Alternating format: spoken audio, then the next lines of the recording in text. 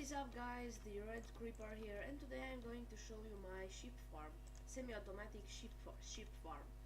So let me just set time night. Sorry, time set. Okay, so if I go ahead and turn the lamps on, they will turn on, and it's a really nice farm, and I designed it. It's my design. And somebody copied me, but yeah, whatever. And basically you go ahead and take a shear from here, and go up here and just shear them. You don't have to collect them, shear them like that. You just have to shear them like that. Come on, sheep.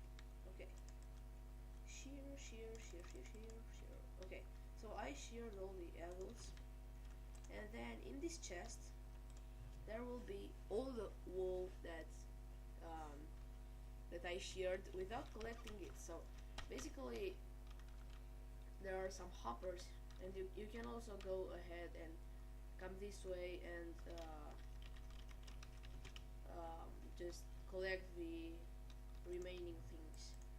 So yeah, it's a really nice design, and if you want me to do a tutorial about it, just